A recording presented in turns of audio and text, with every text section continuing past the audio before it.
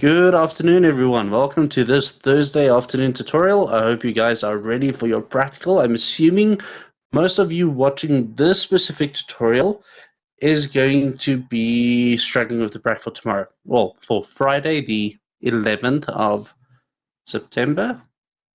Yeah, 11th of September. All right. Now, we already have a few questions here. So one person wants to discuss question C in the practical. That's why I have the practical open on the screen right now. We've got another person asking about question F, so we'll have a look at that.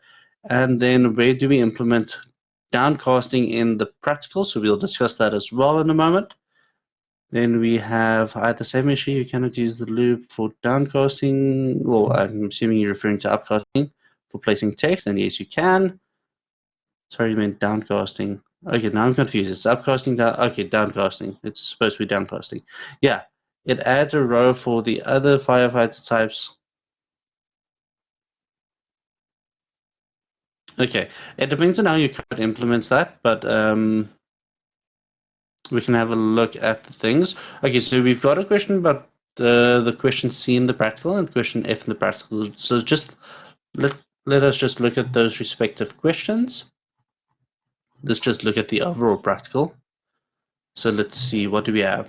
The Egypt Fire Station is a famous fire station that is capable of handling all manner of disasters, not just fighting fires. Some of their firefighters have been featured in the news, pulling victims out of wreckages, emergency rescues, while others have dealt with cleaning up areas after a toxic chemical spill, environmental cleanup. Okay, due to the many different types of firefighters available, you need a better system to manage their brave men and women. You have been asked by them to develop a Visual Basic application that will assist them in regard. And then we've got another comment that says question E is most difficult, please help. Okay, so object-oriented programming, we begin by creating a class called C Firefighters with the following property methods. Call sign, experience, yes, a double minimum of 0, so we have validation required there, which represents the experience of the firefighter and cannot be changed publicly. It is linked to the method add experience. See additional methods below. Okay, so experience, so that is a property method, and that is linked to add experience. Cool. Yes, an integer value representing the number of years that the firefighter has been a firefighter. As with experience, the minimum value is 0, so another validation. So we can already see we have a utility function to validate our input. In addition, the necessary utility help. Okay, well, there's the utility methods. C Firefighter also has the following methods. Add experience, a subroutine that sets experience by multiplying the number of years the firefighter has been fighting fires by 0.7. See the constructor below for further information, because experience is accumulated differently for different types of firefighters. Okay.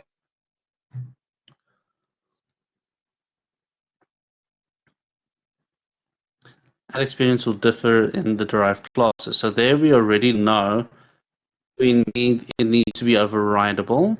Display returns a string with a description of the firefighter's call sign year. Okay, so display just basically returns a string with a description of the firefighter's call sign, years fighting fires, and experience level in this order. Okay, so the order is important as well. Constructor that accepts the integer parameter years for setting the years property at instantiation. So the constructor needs to pass the year as a parameter. The experience of a firefighter is also assigned by making use of the add experience method.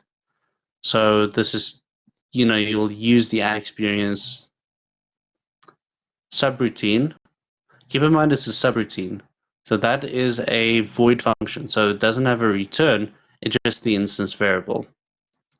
We will get to your question in a moment.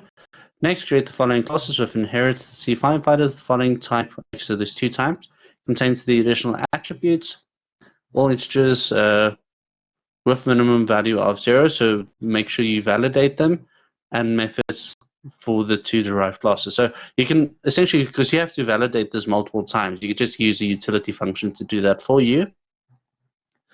We've got display, what to display for them, add experience, a subroutine that adds the experience by multiplying the level of the firefighter's first aid by 15. Okay. Multiply the level of the firefighter's first aid by level. Okay, cool. Display, return a string containing a description of the firefighter's call sign years. Okay. Add experience, and that is the add a subroutine that adds the existing experience of the product of the existing experience with the product of the existing experience and the chemistry level. All right, so your chemistry level is important there. All right, so these are the instance variables that you need to add. Property methods included. With validation, never forget that validation. So C, here comes the actual functionality that we want. We'll get to the parameters for the constructor in a moment. So let's just go through the questions itself. Using a single array, instantiate objects to store information on the various firefighters at the UJ fire station, the number of firefighter, type of firefighter, and using a single array, instantiate objects to store information on the various firefighters at the UJ fire station.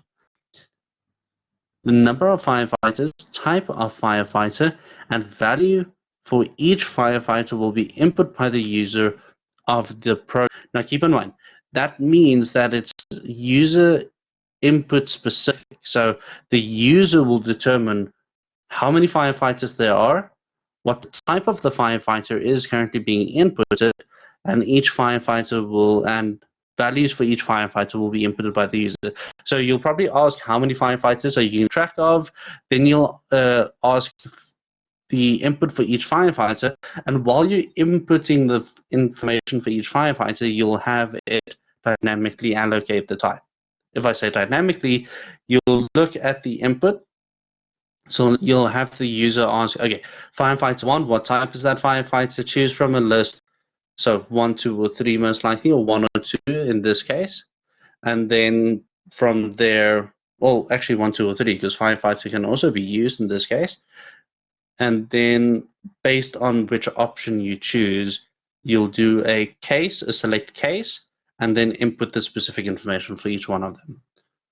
All right, so we'll look at doing that in the TUT.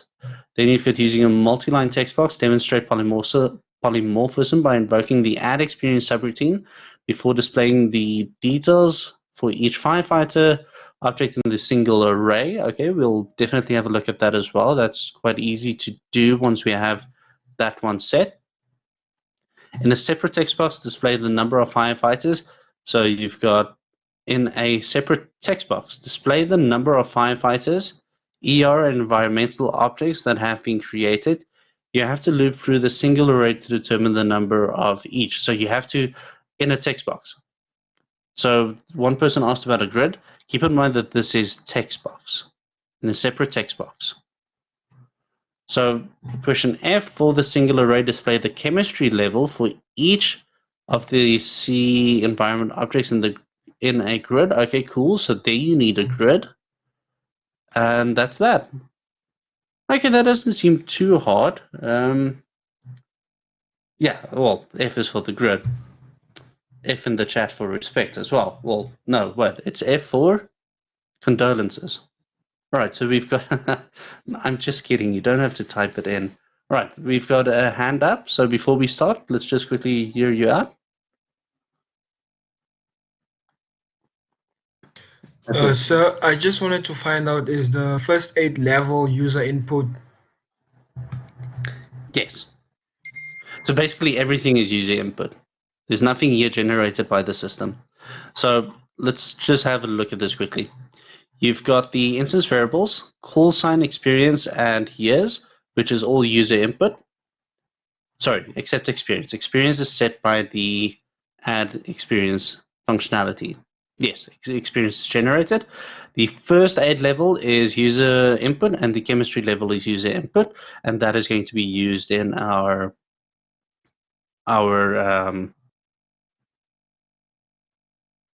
subroutines. All right. So let's maybe do a generic application. I'm going to touch on each aspect, but I'm not going to use firefighters. Otherwise, I'll be giving you all the answers. But we're going to do a generic application.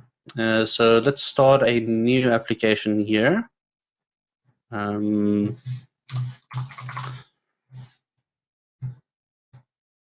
I'm doing this a long way around, but my machine can handle it. All right, so let's do TUT. I don't even know which TUT this is. What's today say?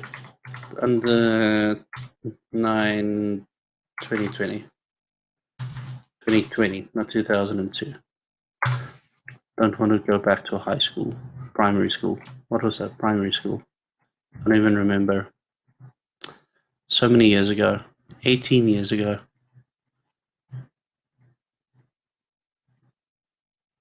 Oh. Then I lied to you guys the other day. I don't have 18 years of coding experience. I've got more than.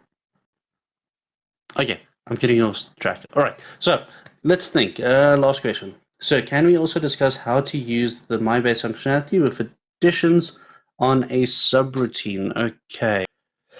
So we've got constructors, we've got subroutine, we've got MyBase, we've dynamic input. Okay, so we've got a few things we need to show, and we've got an hour and 20 minutes to do that. Let's see how far we get. Now, first things first, let's create a topic for this specific practical. So are you all okay with let's take a zoo. Can we take a zoo?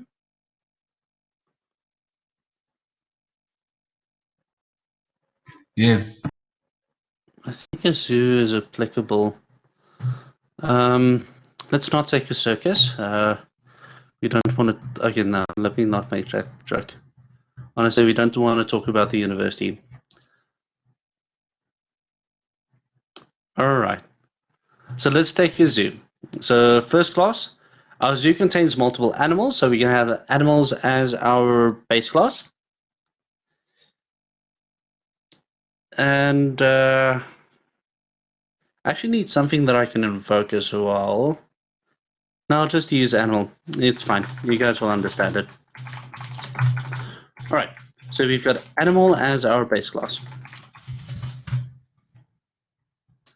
First thing we do, as always, and never forget this, we need to add our option statements. Options strict on option explicit.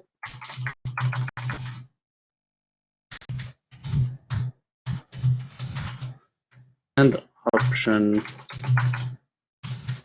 infer. Well, I know it seems annoying to add these, but it's only for a few more weeks. Only for about 5 more weeks, then you don't have to add them again. It's just good programming practice. It gets you into the habit of doing certain things correctly. All right. First thing we need, let's just look at our practical again. I just want to get as close as possible to what we have. Okay, so we've got 2 input, 1 calculated. So let's see. We'll take a name. Each animal needs a name, of course. Code underscore name as string. We need another value, which we will generate based on something given. So what would this be?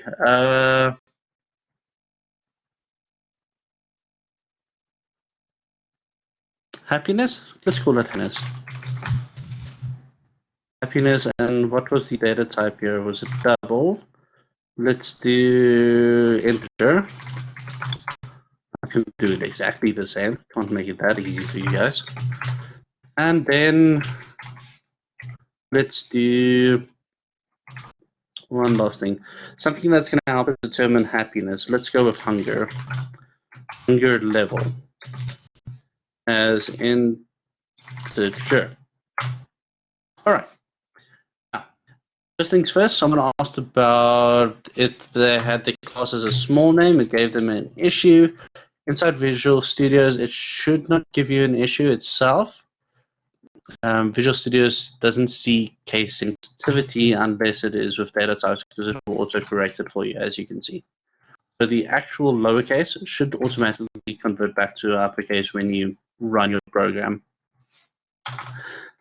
So if that person still has any issues, just send me the code. It might be something else then, or just highlight, take a screenshot of the error to show me what's going on there. Then we have our property methods. We need to add our property methods. Property as string. You'll understand what I'm doing in a moment. I just want to make a template for myself quickly so we can get this done a bit faster. This would be integer. This would be integer. This is a get. We've got our name up here. We'll return a name.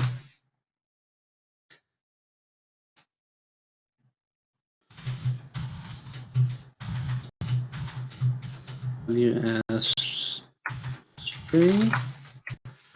And then we've got name equals value, so that one is set. Then our next one would be happiness. Even though we don't want to use this, but let's just go through this.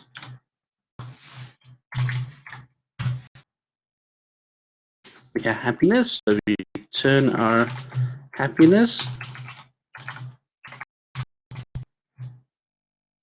Okay, one thing, I'm not going to do validation here. I'm assuming you guys are comfortable with validation, setting up a utility function to do your validation. So unless someone specifically asks me to just kind of cover validation quickly, otherwise I'm not going to do validation now, property methods of a year. Okay, and I'm just going to say hunger here, assertion. So can you just implement it? Just What validation? Do you guys want me to show you all the tricks? yes. Can you implement? All right. Can't I just do the practicals for you? No, don't answer that. I know what the answer is going to be. Okay. Let's do validation on hunger. So what validation are we going to do? Let's think. Hunger cannot exceed 100. You can't, well, you can be over full.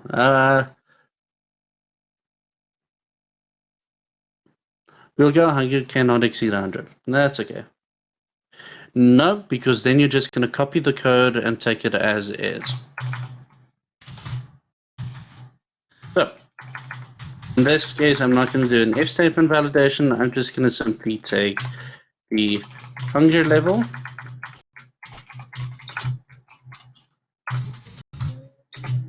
and I'm going to check whether a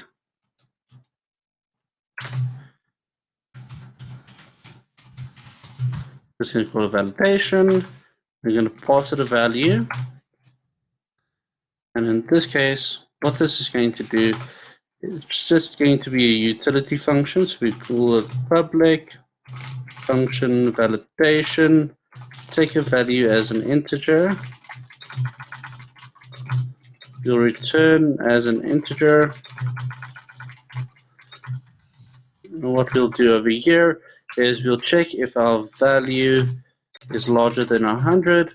If that is true, then we'll simply just return 100. Otherwise, we'll return the value itself. So some basic validation there. We won't have a value that's more than 100. Yeah, it's fine. 100 equal to 100, in this case, it won't make a difference. The same value will be returned. Okay, so let's see. Assertion happiness be generated as you said. Yes, it will be, but we'll get to that in a moment. We'll determine the rules for that. All right. So happiness. Let's call this. So this will be a subroutine. So we'll make it public. This will be overridable as well. because we'll have each subclass overrided. Okay, overridable sub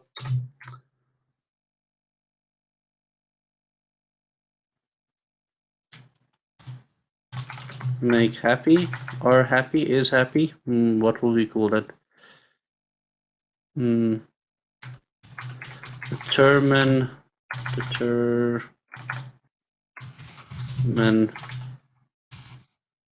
happiness. Okay. And then a return, we'll send it a, are we going to give it a parameter? No, it will use hunger level, so we'll leave it as is. Now, how are we going to determine the happiness? Let's say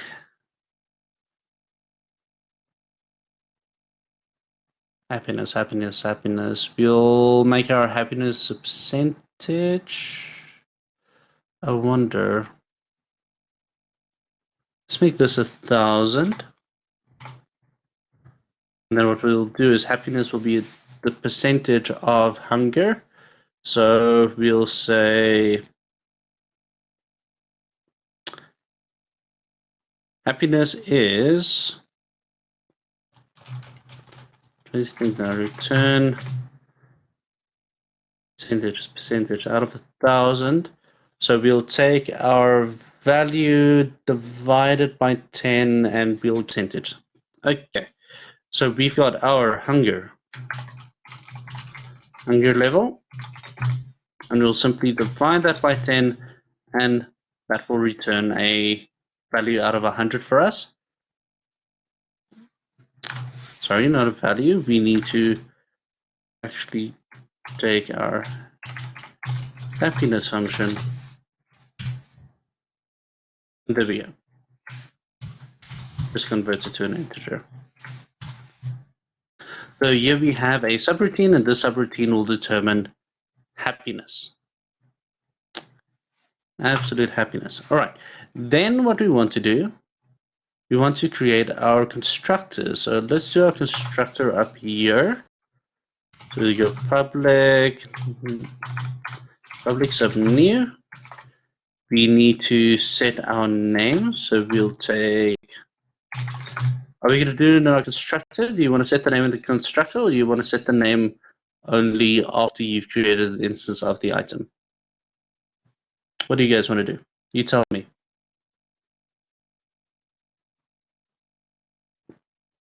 At minimum, we need to at least pass the hunger level. So let's go. Let's make it name a string. Then we'll take our hunger as an integer.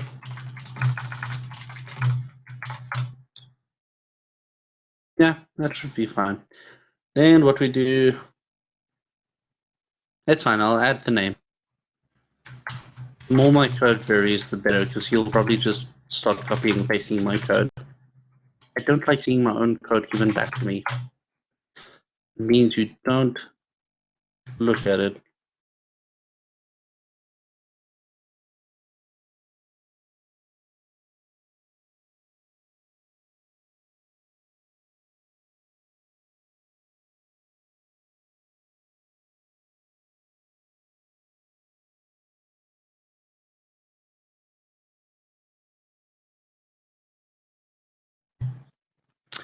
Okay, sorry about that. I don't know what happened to my connection.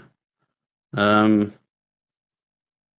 my side, it looked like it kicked everybody out, but I assume it just kicked me out. All right, so we get back to our, can we just have a quick hands up? Can you still hear me? Yeah, on my side, it looked like it kicked everybody, so I'll definitely make this recording available to the people in charge of Blackboard. So we'll see afterwards, but I didn't go on from where I noticed it kicked. So just to come back to where I was to make sure we are on the same page, we're busy with the constructor. And what we're doing with the constructor is we're passing the name and the hunger, but we need to use the hunger property method because we've got validation inside of it. So keep in mind, if you have validation, you want to use the property method. Otherwise, it is fine if you just simply use the instance variable itself. Now, I'm just going to call this, what did I call it? I called it hunger. Okay, so I need to call this hunger level, otherwise we'll have shadowing. All right. Hunger level, there we go. And then, of course, this is where we invoke our subroutine to determine our happiness. So we've got determine happiness. We'll just simply call that subroutine here, and it will take the hunger level from us and then determine happiness. And happiness is in a value out of, so let's just take this value out of 100. So we call that a percentage, and our hunger will be a value out of 1000. Right, and then everyone needs a name.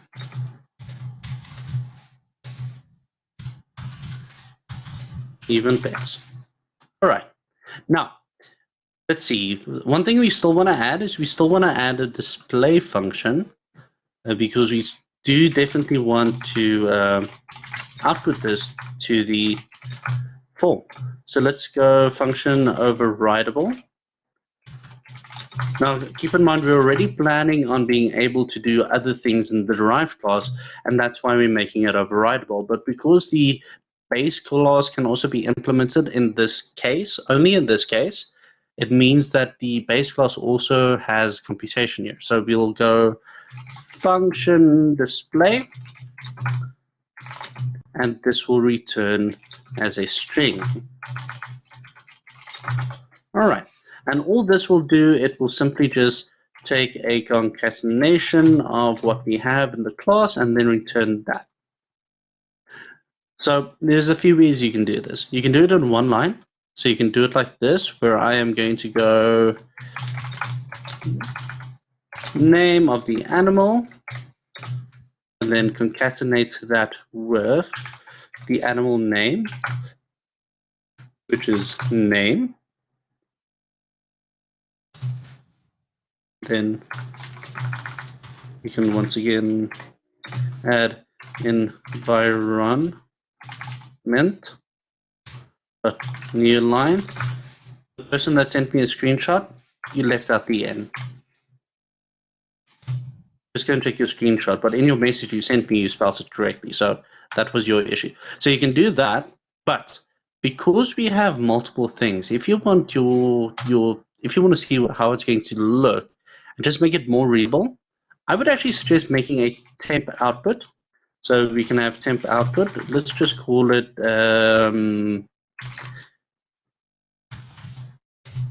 string display string. We go string display equals that. Then we have string display, concatenate that. So keep in mind, we have the new line at the end of that previous one.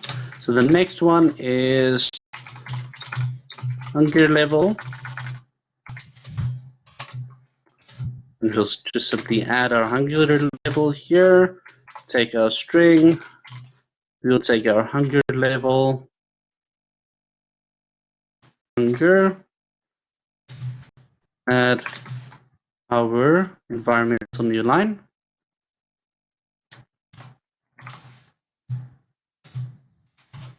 You can do all of this in one line. This just makes it easier to see what you're actually doing, and if someone reads it, it's a lot easier to understand what's going on. Again, happiness, we'll take our happiness, so happiness, which we need to convert to a string as well.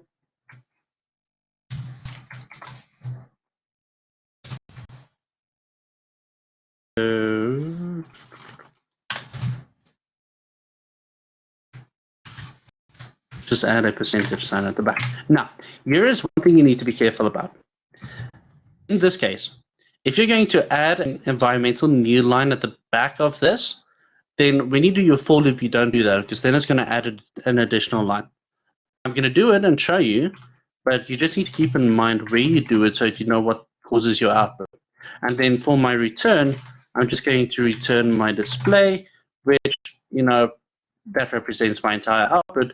But here we kind of have a structure of what my output's going to look like. So do you agree with me that this is easier to read than if I just had all of this in one line? So if I had that, let's say if I did this and then did that, and then if I did that,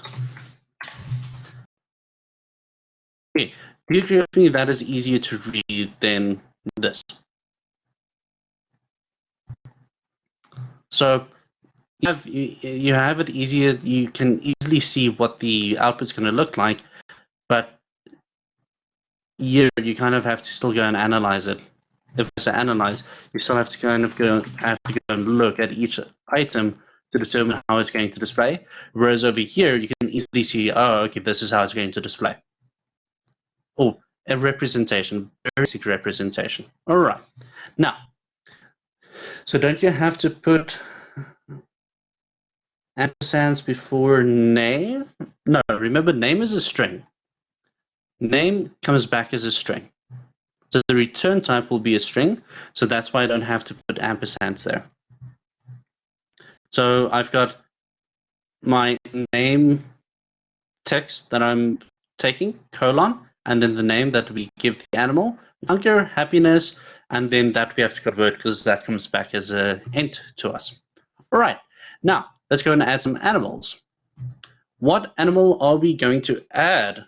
Keep in mind that you also need to keep in mind that we need to add a additional attribute for it, lion. I like it. All right. So once again, we need to make sure that we add our statements at the top. Option strict on. You've got option explicit, explicit on, and then option infer off. We inherit from animal, and we need to add a separate instance variable just to make sure it represents our class. So what are we going to add? We have to add something. What do we add? Give me an idea for an instance variable here.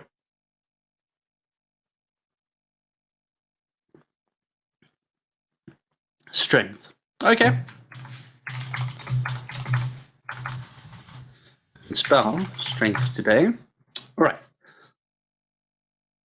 Can't spell strength today. Strength. There we go. I think. I see. And what will that be? Integer, double. Let's make it an int. All right. Strength. Let's see. What can we add to that? Nah, we'll just keep it as strength. Now, the next thing we need to do, you can say raw strength. That is maybe good. I would actually say sound, decibel, kind of to measure the raw, but let's not get too pedantic about it. So let's add our property method.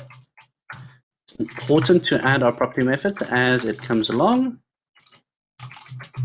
So we've got public property. This will call, let's just call it raw as integer. Our getters and our setters, so return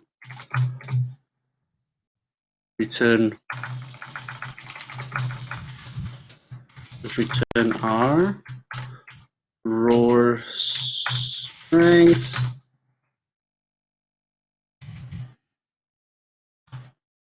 Okay, and in this case, I'm going to validate this as well. So let's go underscore raw strength, and we'll validate this as well. Validation. Or did we just call it validate? What did we call it? We called it validation. Ooh, horrible spelling here. Validation. Let's just correct the spelling. All right, so validation. And then we pass the value here to make sure we validate that.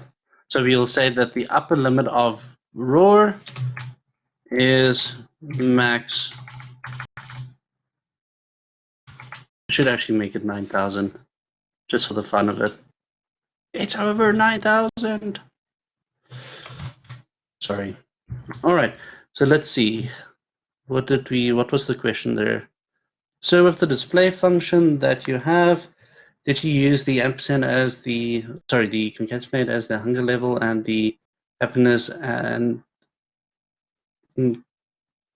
happiness can increase? Why do you have a red line on the class name? No constructor because okay, so you guys answered it for yourselves. All right, I like that. It's a team effort. That's good. All right. So the current red line over here is because we don't have the constructor. So because our base class has a constructor, it means that all derived classes have to have a constructor that at least handles the base class's constructor. So this is one instance where you'll be calling the myBase function. So we've got our public sub new. We need to pass along at minimum the things we need for the animal, and I think in this case let's set our. Are we going to raw strengths in the constructor, or are we going to do that manually afterwards? Let's do that manually afterwards because that's probably similar to what you'll be expected to do for your prac for tomorrow. All right. So at minimum we need name as string. Okay, let's just not make it too close. Let's go a name, animal name. Otherwise, it's too close to our variable. We don't want to accidentally shadow something. And then we add, what else was needed? Hunger level.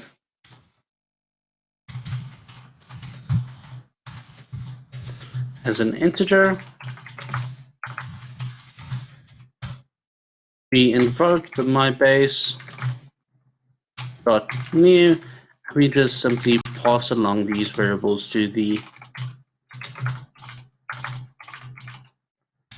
myBase function. All right, everybody happy there? Good. Will the subroutine determine happiness? Won't work if it is not included in the constructor. So keep in mind that myBase.new calls the base class constructor. In the base class constructor, we call determine happiness that will set the happiness level. So otherwise, you just have to call it manually when you actually instantiate the object, but you can call it manually from the array itself because it is there. Ah, yes, I am a man of culture. Yes, I'm glad to see people see those references. Trying to avoid using the references in my lectures, or too many references that students won't understand. All right, now we need an additional function that's only available to roar. So first things first, let's go and override happiness. So let's see. We can use raw strength. The higher the strength, the happier the animal. I'll get to your question in a moment. Let's just add this function here quickly. Here we go, overrides function happiness. No. This is a subroutine. Public overrides subroutine determine happiness. I'm assuming I spelled it correctly now. Yes, I did. And let's say our happiness. So in this case, we have to use the property method. So happiness will be determined by, and the, let's see, the base class implementation is hunger level divided by 10. So I think if a lion gets hungry, he gets very cranky. So I think we take, let's see, we can take our hunger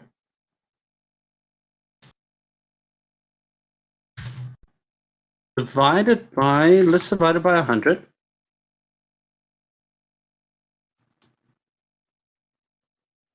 And then multiply that by happiness. I mean by our roar. We should actually have made roar an addition to happiness, so roar would determine how strong the roar, happiness would determine how strong the roar is. But we've already established a baseline here. I guess we could still change it, but let's not change too much. Let's just use roar here. All right, and it's giving me an issue. Let's just see. Happiness is an int. Hunger. Up restrictions. Oh, we need to convert. Division, so we need to convert. Right. So we've got our hunger divided by 100. Because if a lion gets hungry, he gets really angry. And then we multiply by the roar. So the louder the lion, the happier the lion. I guess. C int. Yes, that is correct. C int. So we've got a different determination for happiness here. And then obviously we need to implement, let's see, what else do we need to implement here? The display function. Let's go with a basic display function. So we'll get, sorry, I'll get you a quick moment. Let me just finish this one. So we go overwrite function display. Returns an integer, returns a string. We'll establish a temp string. So let's just call it string display.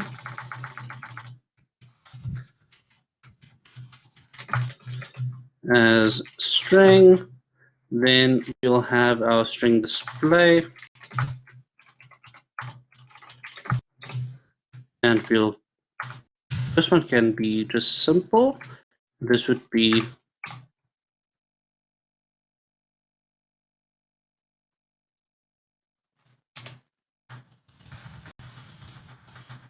add something here for you guys. All right. So here, I'm going to invoke my base. My base. So remember, base class returns name, hunger, happiness. Is it necessary for us to retype out those 4 lines if we already have it?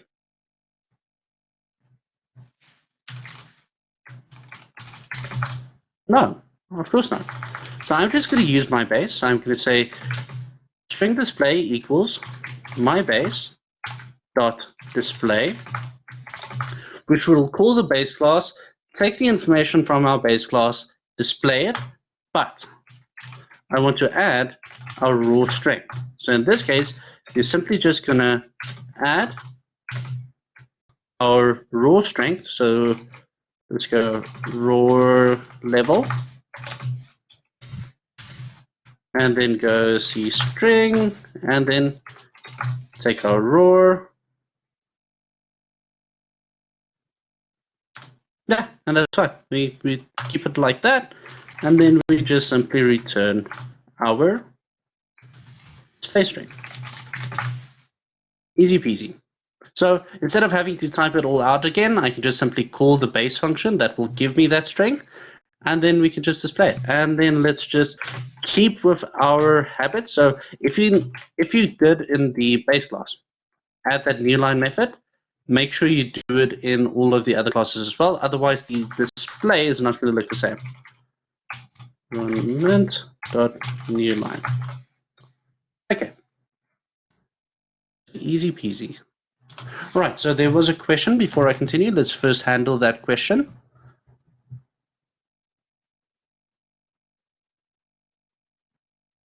Sir, I wanted to know why you called the happiness method in the constructor. In the constructor, where in the base class? This one. Yes. Okay, so the To determine happiness is a subroutine, so there's a formula for that, which is over here. And to determine that, it is hunger divided by 10, and that gives you your level of happiness. All right, now, what's going to happen is you're going to pass along the name and the hunger level, and because the hunger level is needed to determine the happiness, the subroutine will go and calculate happiness for you. So it's not a value you want the user to give you, it's a value you want the function itself to calculate, which, if we look at it properly, because it's a function called inside of our class, we can essentially make it a protected method as well, because it's only something that the animal itself can determine. It's not something someone else can override for it.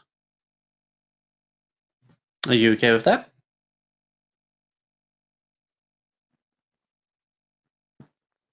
Perfect. All right, now let's go and add another animal. We can add about 3 animals, so I think for the other 2, we'll speed it up slightly so that we can get to the actual input part. So let's go, what do we do? Baboon. Yeah, what are we going to add? Size of his ass. Or the color. The big 5. No, we're not going to add 5 animals. It's going to take too long. Zebra. Let's go zebra because we can add the number of stripes. That's a very nice one. Thank you for that. So once again, we add our option statements at the top.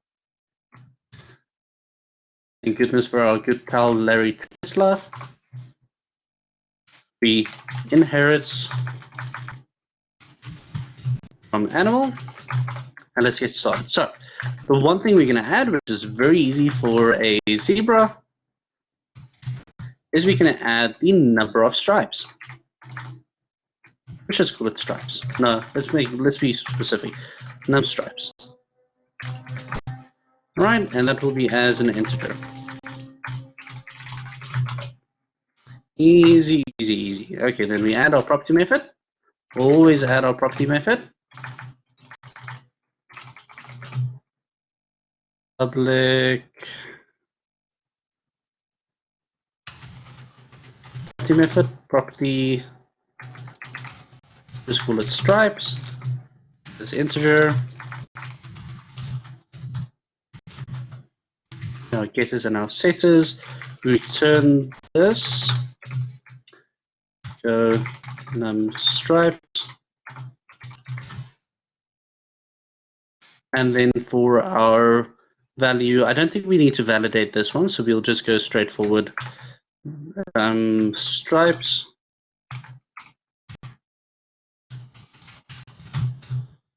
equals value. All right, pretty straightforward. Let's just see.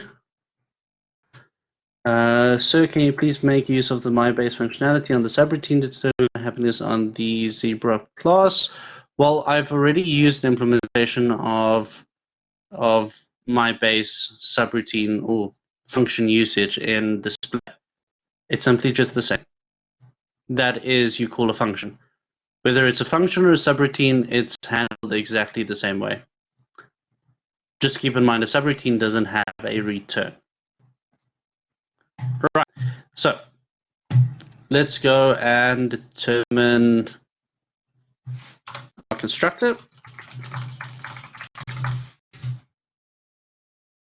We didn't really include a function that we can override for, because determine happiness is, yeah, okay, we can use it.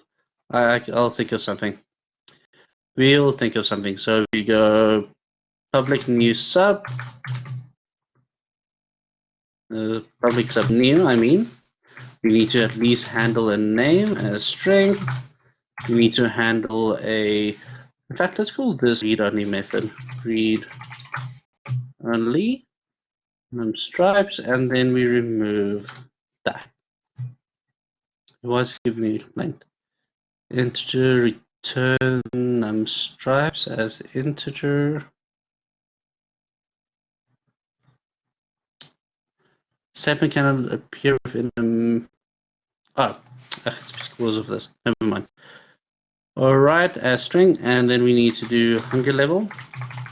Hunger level integer.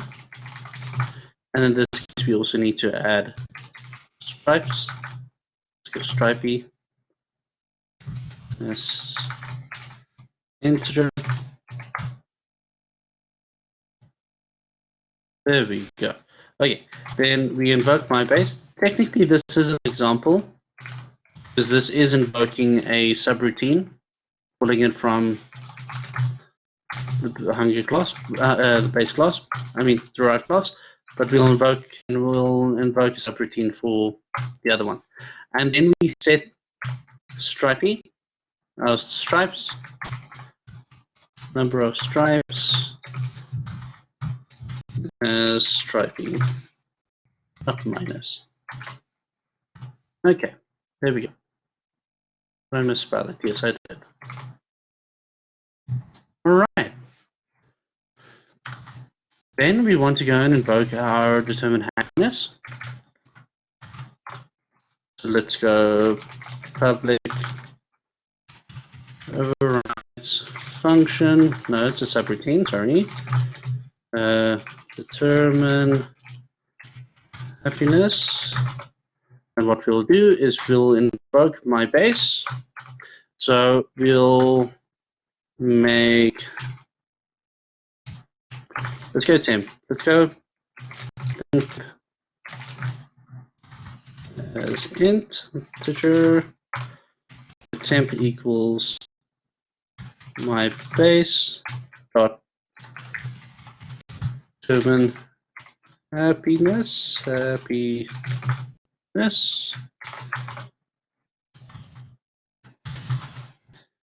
then we'll return temp, multiply it by stripes. Let's do that.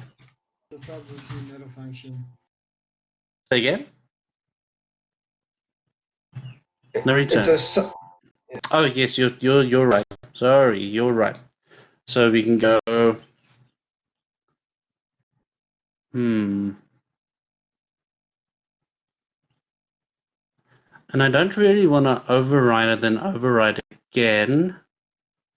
That's not good programming practice. Yes, Masandra, you've got a question?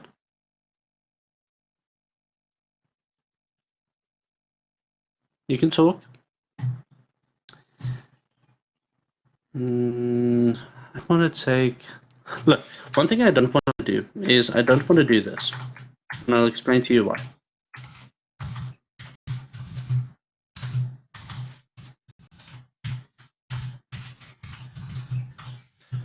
Can anyone tell me why this is a bad idea? Stripes.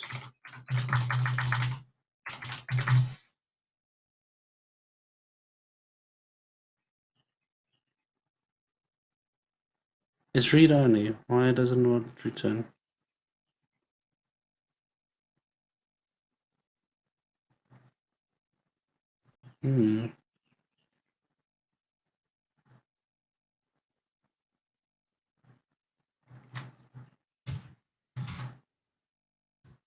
Oh, it's because of my spanning. Yeah, always disappoints me. Yeah, okay. So, you can tell me. Then it's not because it can't be a 0. What? Okay, so let's run through this. What is actually happening here? And I'll explain to you why I don't want anything like this. What is happening here? It will work, but it's not ideal. And I want to explain to you why it's not ideal. What's happening currently here?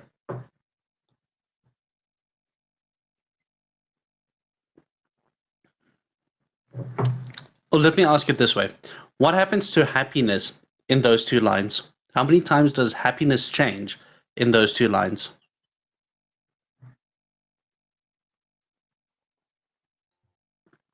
Twice. Is that ideal? Do you want to change a variable twice before it reaches its final state? No, ideally not.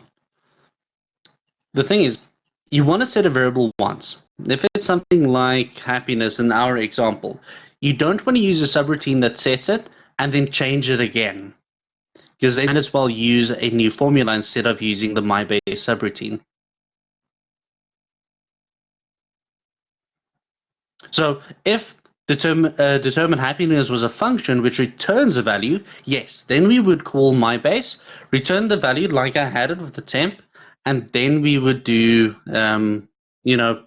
take an addition to that, like multiplying it by stripes. But in this case, because it changes happiness once, we don't really want to change it again. You can do it. Look, this is valid code. It's not good code. There's a difference between valid code and good code. So it's valid code, but it's not good code because it has to access that member twice and change it twice. So in this case, we would actually have duplication.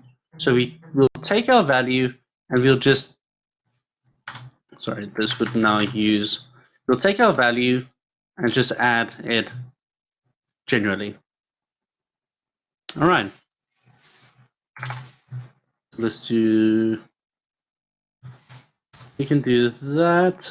Just take that. I like bracket usage. I like making sure where everything is. All right. So we want to do that because you don't want to change it twice. It's not ideal. Like I said, it works. You won't get marks deducted because of it, but it's not good code. It's not good programming practice to change a variable of a class twice where you could have just changed it once. All right. So let's get up to our display function. We've got override sub. No, it's a function. Sorry, it's a function. Override function display. A string. And that what we'll do here is we'll still declare our temp variable. So let's go. I'm going to go string display. As you can just call it temp as well. Normally I would call it temp. And this is where we actually call our MyBase. So in this case, it's ideal calling MyBase because that code is already there. It returns a display for me of everything we need. So we don't have any additional functionality that we're adding to it, and we're also not changing a variable more than once, which means we're reducing the amount of code we're typing and reusing valid code, but we're not changing things multiple times to get to a final state. This is purely output based, and this is why the functionality itself, having a return type, is ideal. So we have our zebra. We'll take number of stripes. Always remember to add it. So we go, let's go number of stripes. Add our colon space, concatenate that with our number of stripes. So we've got stripes, if I can spell it, design. And keeping with our, making sure we're consistent, we add the environment.newline. Okay, and then that would be our output. There we have it. We've got, are we going to add another animal? Is it fine if I just stick to the two animals? I think it's fine. You kind of get the idea. So let's not waste too much time to add another animal. All right. So you can see we've got two different happiness. We've got different display functions. Should we maybe add a unique function inside one of the two? I think we can do that. Let's maybe add a unique function. Let's go. Let's see, what unique function can we add? Let's add, let's think of it. Let's add a unique function. In fact, I'm going to make it a subroutine. Let's add a unique subroutine that will change the level of the roar based on the line's happiness. Kind of contradictory, but roar adapt.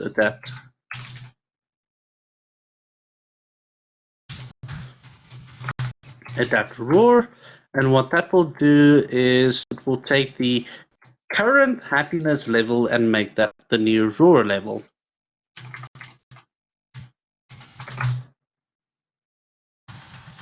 So the current happiness level and make that the new roar level.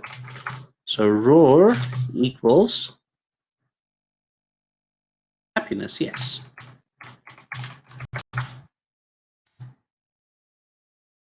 Why we are doing this, keep in mind that roar has a function that sets the maximum value. So if a lion is happy, the roar is louder. Which means if the lion is hungry, it's multiplied by your happiness feature. The lion can have a loud roar. You know, just something simple. So we can just show the fact that we have an additional or a unique subroutine executing differently. Okay, so let's go to our form and let's now determine our buttons or our layout. So firstly, we need to input our values. So in this case, we'll go initialize, excuse my spelling. I think that's correct. ETN. And then at text, we'll add initialize. Just change the form name as well. Take our zoo. All right. Once again, option strict on. Option explicit. Explicit X.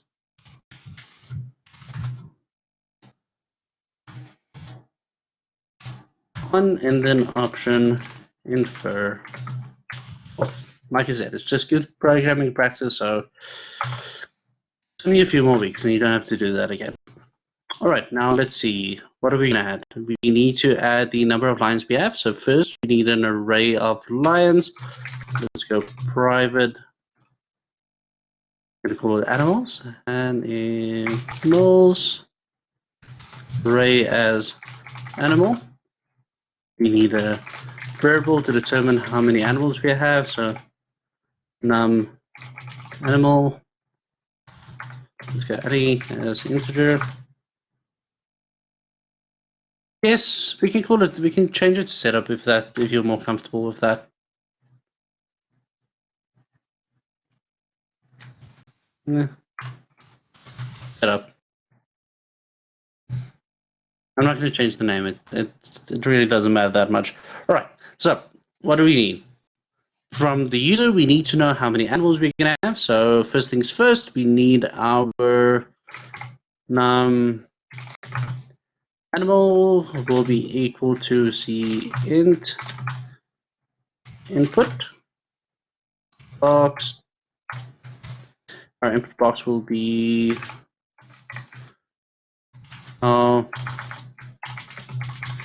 animals. Do you have? We'll go with the title. The title is the second one. We'll call this Our Fun Zoo, just for the heck of it. And yeah. Let me introduce something new to you.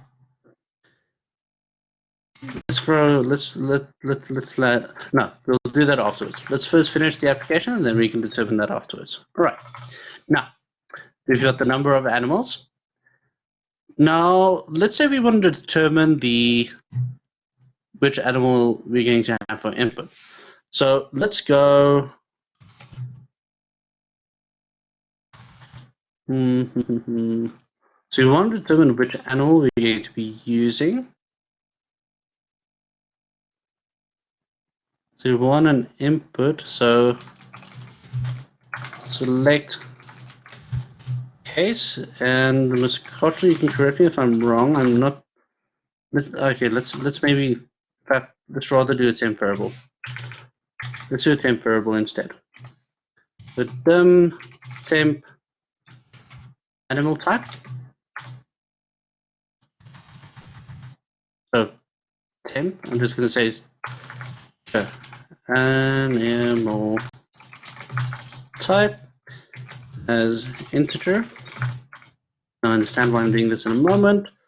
Okay, then we've got a input box equals input box. Should be 1 for lion, 2 for zebra.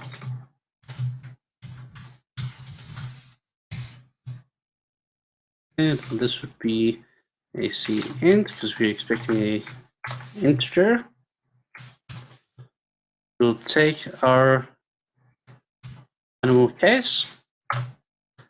Case of 1 would be our input for the lion.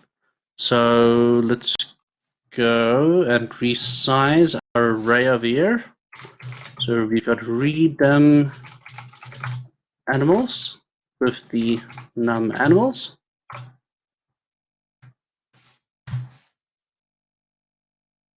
Yes, that's why I am doing it up there. So you've got the size of the array over here, so that's where you can read them. The moment you have the size of the array, you can immediately read them. You don't have to wait for it. All right, so now we're going to do our input. So I'm doing a temporary variable just to determine which one is going to be our case. So we've got our case over here. So we do a select case. If it is 1, it's our lion. And in this case, if it's our lion, we want the input for everything. So you can do, ideally, temporary variables are good. So you can go,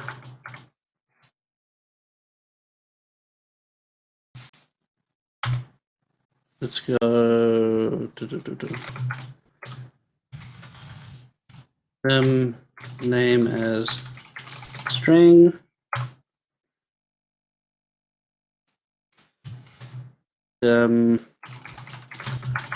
Hunger as integer.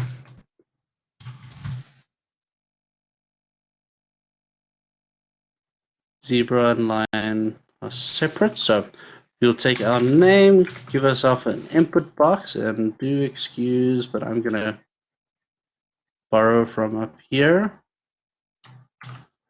just for the sake of saving time.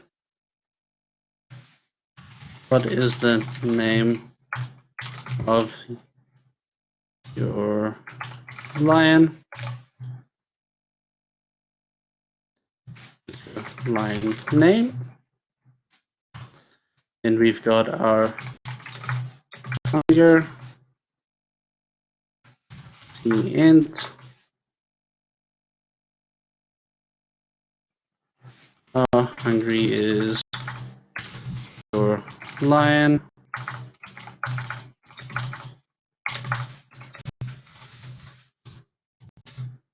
What was it? Max 1000. Okay. And hunger. I'm just adding a title for the fun of it. All right. And then was there anything else that we needed to? Our lion. The lion constructor only needed a name and a hunger. So this is where we can then go temp, or let's call it lion as lion. Let's just maybe lion type as lion. We'll go lion type equals new lion, and then we pass along our name and our hunger. Okay, and then the roar, we need to set the roar as well. So lion type dot roar equals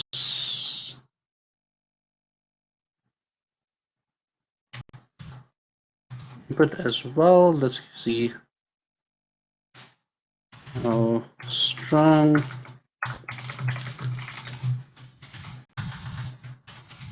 and roar max 1000. Okay, and that's fine. Now That is case 1. So what we do over here is we need to... Okay. Okay, I want you guys to keep one thing in mind, and if you have everything in initialize, every time you press the button, will it reset the array? We'll discuss that in a moment as well. Okay, and then over here, one thing that I forgot is we need to do a for loop. All of this actually needs to be in a for loop. So for, just gonna pull this index as int equals 1 to num lions or num animals. Right, then all of this is supposed to be inside here, because we need to reset animals index equals a line type. These are upcasting. So these are upcast. So we first set it as type line, because raw can only be set while it's in type line, and then we do our upcasting to put it inside our array. Right, then we do case 2, and case 2 will be our zebra. So I'm just going to, just for the sake of speed, just change this. This is zebra.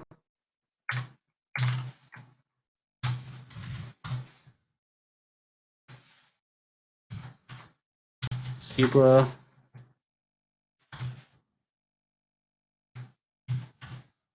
Zebra.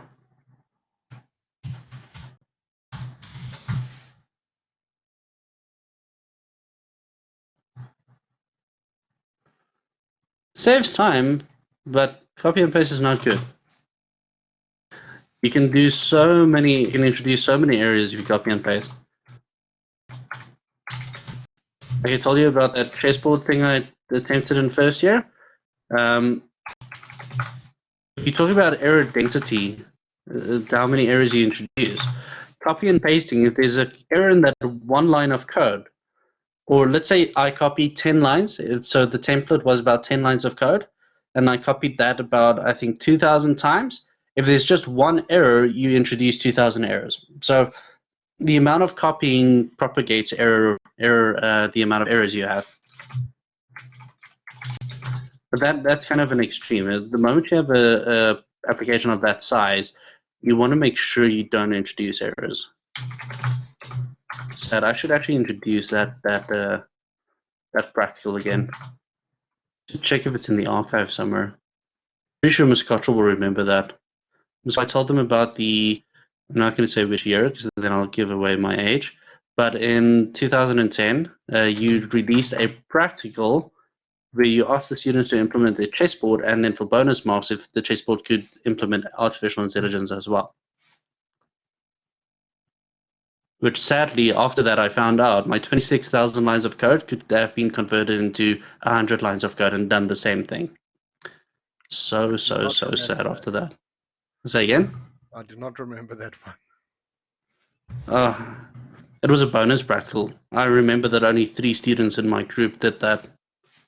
Oh, focus on the tut. You're running out of time. I still have 20 minutes left. All right, so now we've got zebra type. What was a fun practical? So zebra type equals new zebra. No, I'm making a mistake here. Now keep in mind that the constructor for zebra includes the stripes. So I need to get that input before I do that. So we go zebra type dot no, we need a temporary variable. So we need the stripes as integer. Then we need to set stripes. Give it an input box, convert it to int, input box. How many stripes does your zebra have?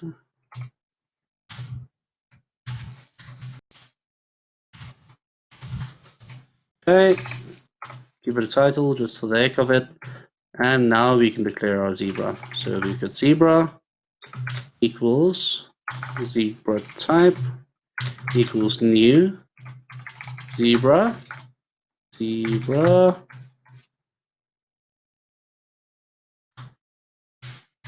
and then we give it our name, we give it our hunger, and for a zebra we give it our stripes. And then we can do our upcasting. For animals, index equals zebra.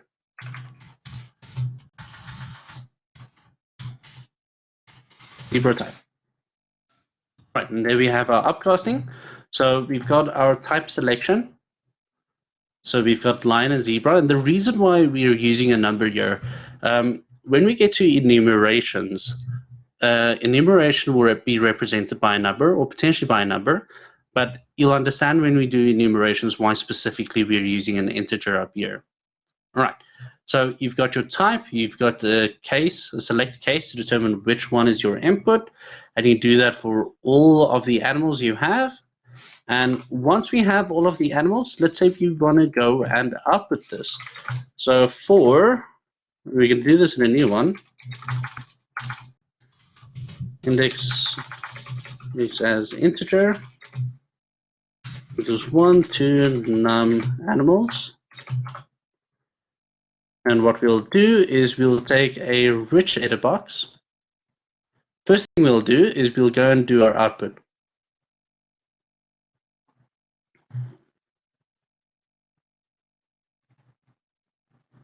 So let's first go and do our output. Let's give me some space. We'll do that. I'll add a text box. I wonder if I should show how many people do we type. I'm going to stop the recording when I show this.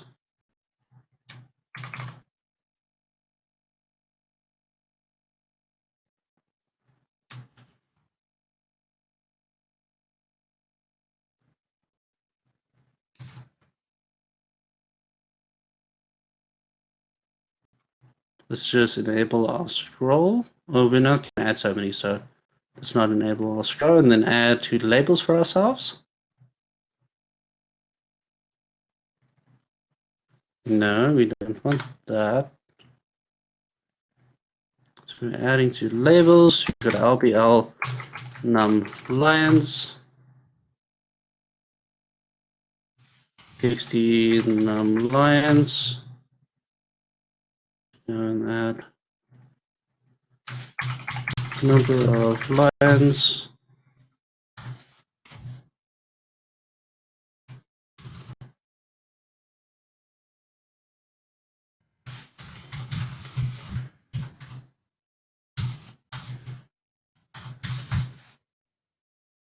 Would that be an apostrophe? An apostrophe afterwards? Yeah, I'm just going to say zebras. If it's wrong, it's wrong, I guess. What is the plural form? LBL num zebra.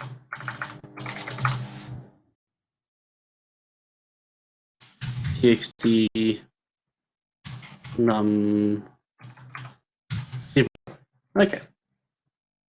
So getting back to our code. Our form code, so let's just make sure it's nice and orderly. First we want to do is we want to go and call our subroutine. So determine happiness is a function currently called inside our constructor, but let's say it was not. Let's say it was not a, let's take that away. Let's say the happiness level was not determined inside our constructor. So just to show you that it does work, it's going to be 0, so output should be, it should not crash on me. Let's just say, let's just go red. Did I change the name?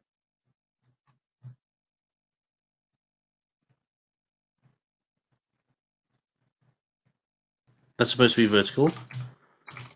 Let's just call it red box. Control bar. So just to show you the difference here, vertical means that it can scroll vertically. Vertically forced means it leaves the scroll bar there. All right. So we go back to our form, and let's go and output something. Let's take redbox text equals our animals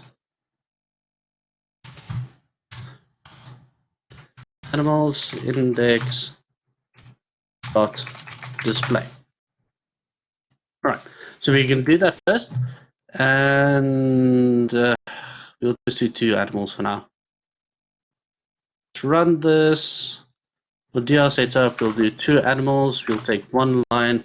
Line will be Marty.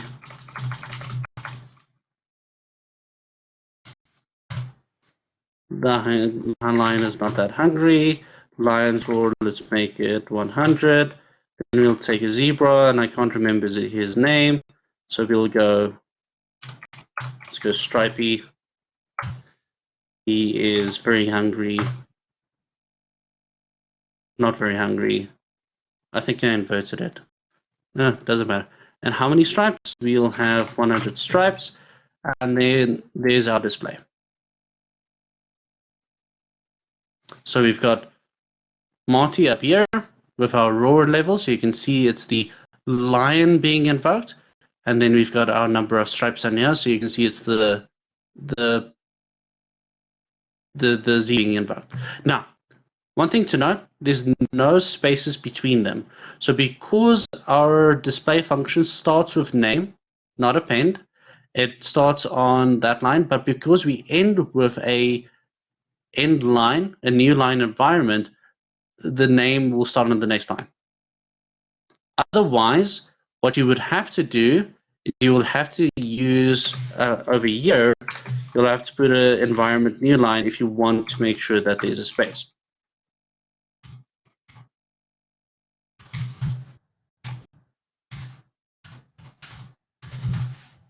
All right. So if you, and I'm environment. All right. So over here, because we end with a new line, it means that every time we call this function, it will start on a new line. But the nice thing now is because we have the end line at the bottom, inside our functions, we can essentially put an open line between each one of them. Oh, the red box, that's the multi-line text box. I just named it red. So if we just stop that. So this is the rich text box. So you can see the rich text box. I just renamed it to red box. Just for now, so that we can actually see what's going on. All right. Okay. So you all saw that I didn't do the display for hunger. So let's go and do that now. So let's go and invoke animals index dot determine happiness. That's just a subroutine being called, and I most likely made a spelling mistake. And more spelling mistakes, determine happiness. Okay. And then all I'm going to do is I'm just going to execute this again so that you can see that it does actually change the values. Let's go and do this again. We'll take 2 animals. First one will be a lion. Martin this time. Martin is 10. Roar is 500. Zebra, we'll take, what's the name of that zebra? I can't remember. So just going to call him Stripey. And I was supposed to select a zebra. I can't wait until we show you that validation. Okay, so 2 animal lion, Martin, 10, The lions annex the zebras, Martin, by the way. Oh, my That's bad. where you get confused. We'll just call him Stripey, not Strippy. Okay, how hungry is Stripey? Stripey is 600. How many stripes does he have? Let's say 20. Okay, so as you can see, you've got the hunger level at 10, hunger level at 10. We made it the same accidentally. Then we've got our happiness level here is 0. Happiness level here is 20. You'll have to check. And then we invoke the happiness level down here. So because we had, we need to go and look at that happiness level. Something in there is breaking it. Oh,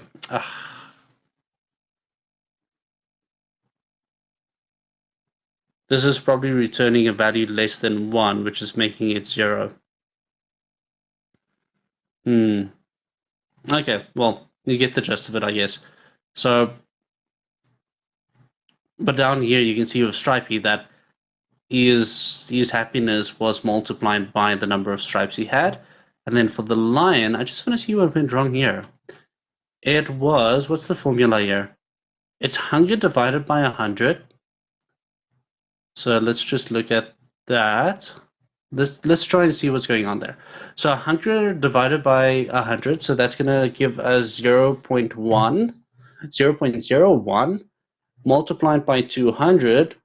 Because we converted to an integer, it's probably giving us a 0 and then multiplying by the 200. So let's maybe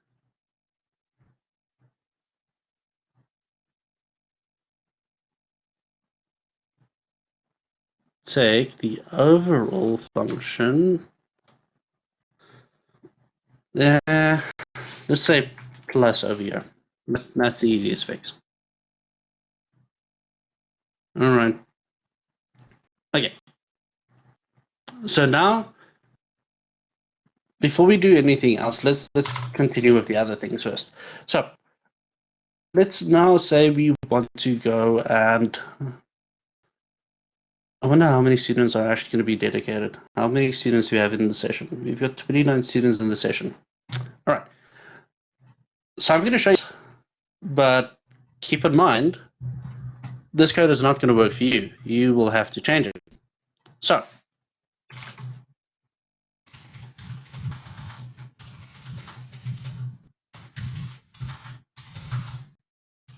let's go and track how many lions do we have, and let's go and track how many zebras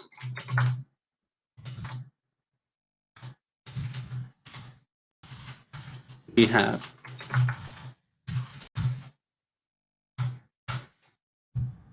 Okay, so how would we do this? Any ideas? First things first, we need to make sure these values start at 0. So let's do that over here. Then obviously we need to go through our for loop. So we're going to have the for loop.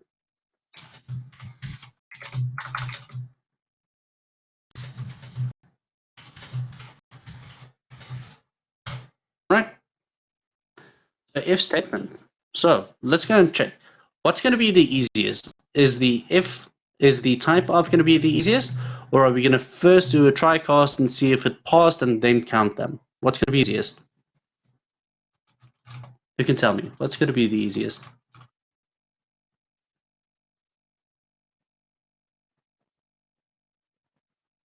I'm going to assume not direct cast because we're not actually even going to cast here.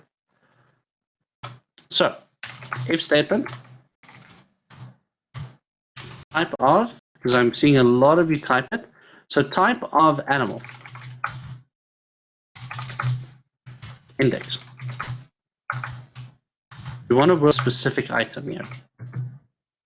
So what we need to check is if the type of this object is of type lion, then our num lions will simply just increase by 1 because we're counting it. Now, If our type is of type zebra, if it's not lion, in our case, it's going to be of type zebra. Making a mistake here.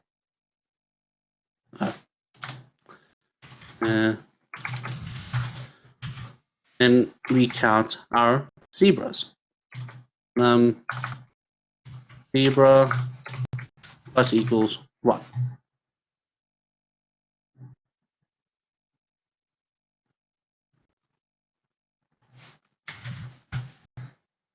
Alright. Then all we have to do after we've done this, you just simply go txt lions dot text equals c string, and we go num lions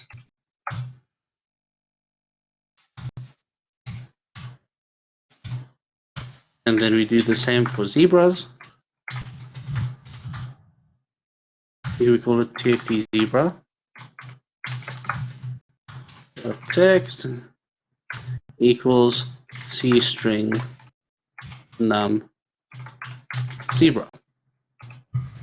So we output the number of zebras we count, and we output the number of lions we count. Right. So I'm going to do this fairly quickly. So I'm going to add in just a bunch of random values. So let's go 10. Yeah, it's breaking.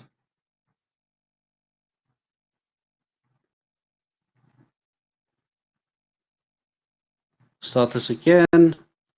Take 10 animals. Let's take 1 zebra, then 1, 1, 1, 1, 1.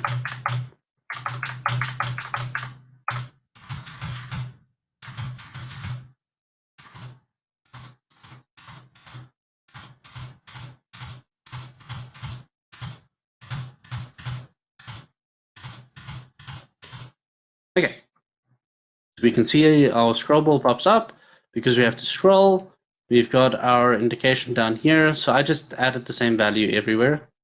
So we still have our display before and after our subroutine has been executed, and we have the count. So we can see how many lines we have, and we can see how many zebras we have.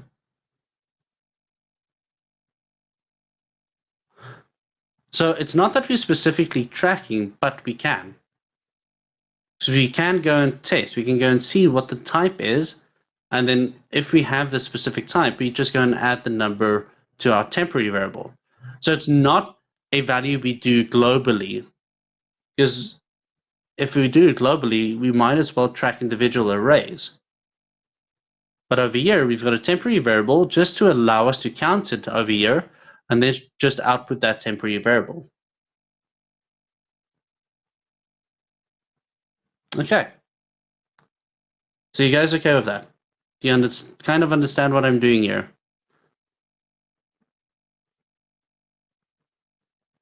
Yeah, it's not as easy. I mean, it's not as hard as you think. You guys keep on overthinking things. Break it down, make it simple for yourself. That's all the program is. It's small, simple parts that fit together. A bunch of simple things can make a program complicated, but ultimately, if you break it down step, it becomes very easy. That's why design is starting to become very important, because you're literally breaking it step by step. Logically, how would you approach the problem? How would you do it in real life? Well, as you get them, you'll check what type it is, and you'll add 1 to the count. And that's how you do it in code. Simple as that. All right, now I believe I discussed all the concerns, so let's just quickly look at the practical and make sure that we have done that. So we have different variable types, we have a form of validation, we have a subroutine, or we use the subroutine instead of a utility function, but we have a function / subroutine that did a calculation for us. We had various types that derived. We had a MyBase class implementation. We had a single array, and we called the display function inside the single array to demonstrate our polymorphism. Now, we can add our add experience. So that add experience, same as what I did over here. I just called the subroutine, and then I called the display. easy as that. You just make it down, you break it down, make it easy, and then you can simply go and take the single array, display the chemistry level for each of the environments. So over year, you'll have to downcast. So I still have 1 minute left, so let's quickly go and look at that. So let's say if it is of type zebra, what we want to do for each zebra, we just want to output the number of stripes they have. So we can do because we know it's not of type lion. It's not of type lion anymore. It's now of type zebra. Well, let's go and do it for type zebra, for type lion, because we tested that specifically. Let's say if we have type lion, what I want to do is I want to go and override our red box, specifically our red box. Let's just stop the application here. And then all I want to do is I want to output the number of stripes that we have. So in this case, we'll take dim temp as lion. We'll take temp equals animals, sorry, direct cost. I'm making a mistake. Direct cost. Stop that. Direct cost. Animals index. We're passing it into lion. Now keep in mind, I've already determined that it's a lion. So I know here it is of type lion.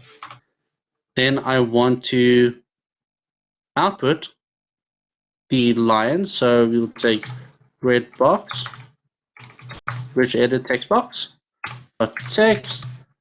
We're going to override it. No, let's just append it so that we don't lose anything. So I'm going to append temp dot roar. So in order to get access to roar, I have to downcast it. Otherwise, I won't be able to see roar. So let's do it over here. Let's. In fact, I'll do it just above it or just below it. If I try and do the same thing with the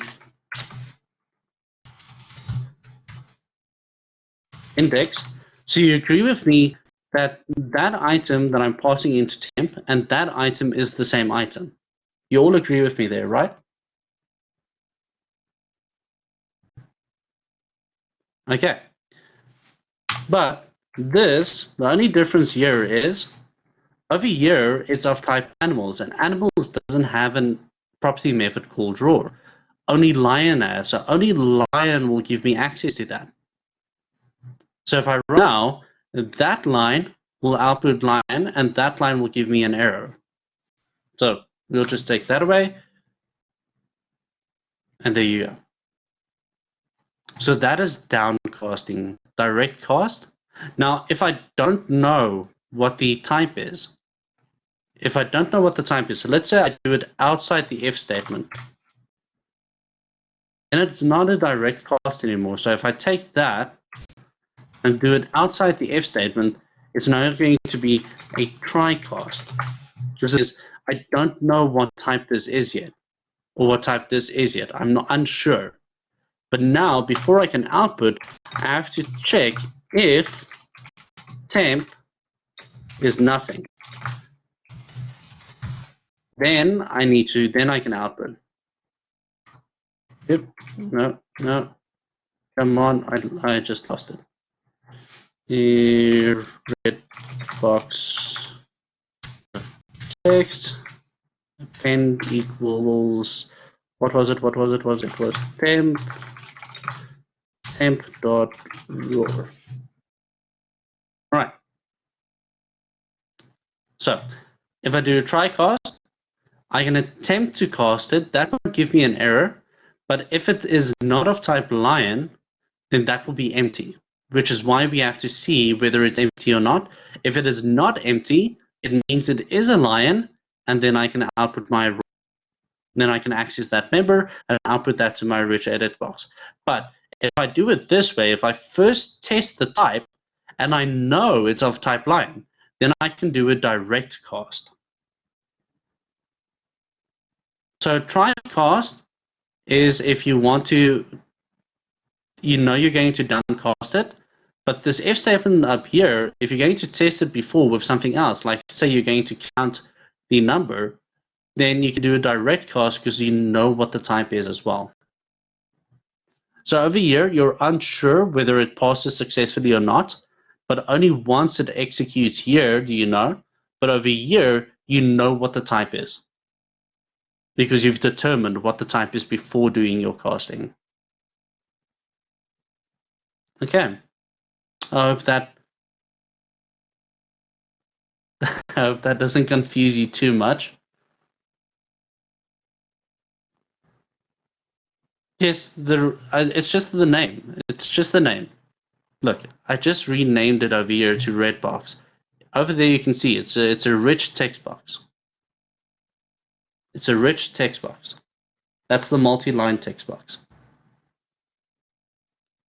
So if an attribute is read-only in the base case, how do we use it in derived classes? Well, if it's a read-only in the base case, then it will be a read-only in the derived classes as well. Because your instance variable is always private, only the class with which it is contained in can change it. Only that class has direct access. So Animal is the only class that has direct access to these instance variables. And then everything else, derived or inherited or anything else, only has access to the property methods.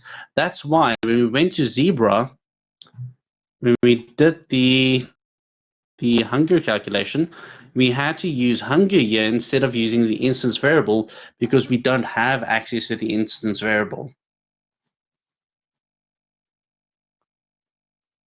It becomes deep now, but practice makes perfect. Yes, practice makes perfect.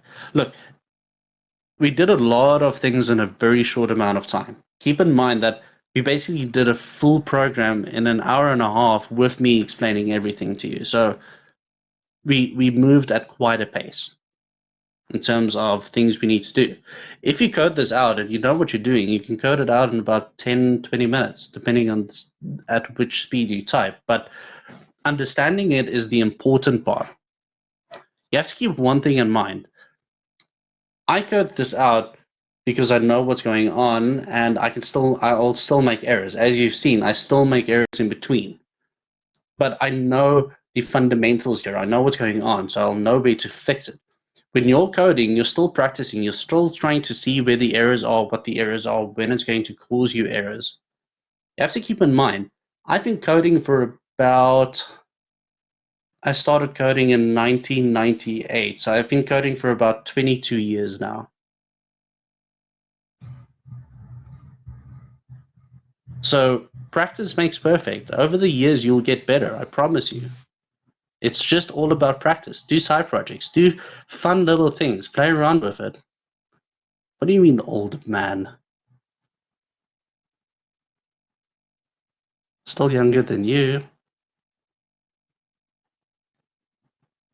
Yeah, I've been coding since I was a small child. I started coding in primary school.